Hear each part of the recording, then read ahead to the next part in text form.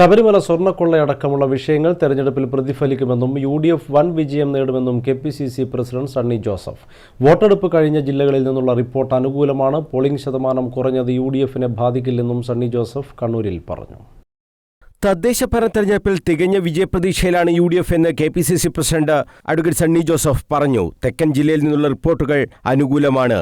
മറക്കില്ല കേരളം എന്ന ക്യാമ്പയിൻ വ്യാപകമായി ഉയർത്തിയാണ് UDF തെരഞ്ഞെടുപ്പിനെ നേരിട്ടത്. സർക്കാരിനെതിരായ കാര്യങ്ങൾ ജനങ്ങളോട് പറഞ്ഞു. വിലക്കയറ്റം അതിരൂക്ഷമാണ്. ഭൂനികുതി 600% വർദ്ധിപ്പിച്ചു. കാർഷിക മേഖലയിൽ വലിയ തകർച്ചയുണ്ടായി. റബ്ബർ താങ്ങുവിലയെക്കുറിച്ച് മുഖ്യമന്ത്രി പറഞ്ഞത് വെറും വാക്കായി. മത്സ്യത്തൊഴിലാളികൾ കടുത്ത പ്രതിസന്ധിയിലാണ്. ഈ വിഷയങ്ങളൊക്കെ തന്നെ UDF ജനങ്ങൾക്ക് മുന്നിൽ എത്തിച്ചിട്ടുണ്ടെന്നും സണ്ണി ജോസഫ് പറഞ്ഞു. കാർഷിക മേഖല വലിയ തകർച്ചയിലാണ്. കർഷകർ വലിയ പ്രതിസന്ധിയിലാണ്, കടബാധ്യതയിലാണ്. അതിനൊരു പരിഹാരവും ഉണ്ടായിട്ടില്ല. തീരദേശ മേഖല വലിയ വറുതിയിലാണ്. തീരദേശത്തെ മത്സ്യത്തൊഴിലാളികൾ വലിയ പ്രതിസന്ധിയിലാണ്. അതിന് യാതൊരു പരിഹാരവും ഉണ്ടായിട്ടില്ല. അത് കേരളത്തിൻ്റെ തീരദേശത്തൊട്ടാകെയുള്ള പൊതുവായിട്ടുള്ള വിഷയങ്ങളാണ്.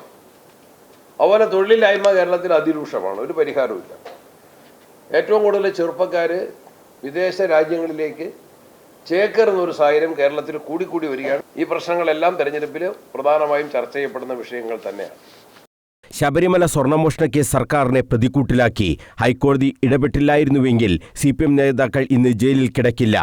കൂടുതൽ ഉന്നതർ ഉണ്ടെന്ന് ഹൈക്കോടതി തന്നെ വ്യക്തമാക്കിയിട്ടുണ്ട്. പത്മകുമാറിന്റെ മൊഴിയുടെ അടിസ്ഥാനത്തിൽ മുൻ മന്ത്രിക്കെതിരെ അന്വേഷണം എത്തുമെന്ന് പറഞ്ഞു. എന്നാൽ എന്തുകൊണ്ട് ആ വഴിക്ക് അന്വേഷണം പോയില്ലെന്നും സണ്ണി ജോസഫ് ചോദിച്ചു. ഞങ്ങൾ ഗവൺമെൻറ്റിന് എതിരായിട്ട് ഉന്നയിക്കുന്ന ഒരു കാര്യം, എന്തുകൊണ്ട് പത്മകുമാറിൻ്റെ മൊഴിയുടെ അടിസ്ഥാനത്തിൽ മുൻ മന്ത്രിയിലേക്ക് എത്തും അന്വേഷണം, അദ്ദേഹത്തെ ചോദ്യം ചെയ്യും എന്ന് മാധ്യമങ്ങൾ തന്നെയാണ് പറഞ്ഞത്, പ്രതിപക്ഷമല്ല പറഞ്ഞത്. പത്മകുമാറിൻ്റെ സ്റ്റേറ്റ്മെൻറ്റിൻ്റെ അടിസ്ഥാനത്തിൽ മുൻ ദേവസ്വം മന്ത്രിയിലേക്ക് അന്വേഷണം എത്തും, അദ്ദേഹത്തെ ചോദ്യം ചെയ്യും എന്ന് പറഞ്ഞു. എന്ത് നിലപാട് സ്വീകരിച്ചു?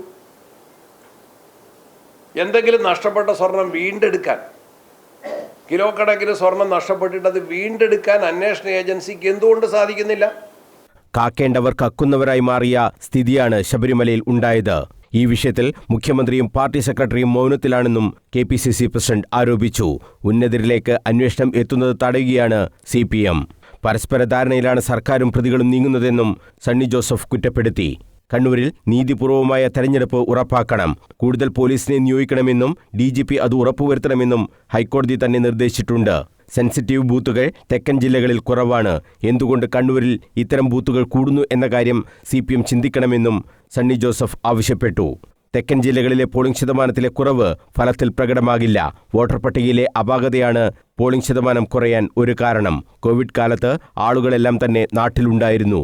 അതുകൊണ്ടാണ് പോളിംഗ് ശതമാനം ഉയർന്നതെന്നും സണ്ണി ജോസഫ് പറഞ്ഞു. DCC പ്രസിഡന്റ് അഡ്വക്കേറ്റ് മാർട്ടിൻ ജോർജും വാർത്താസമ്മേളനത്തിൽ സംബന്ധിച്ചു. News bureau, Kannur.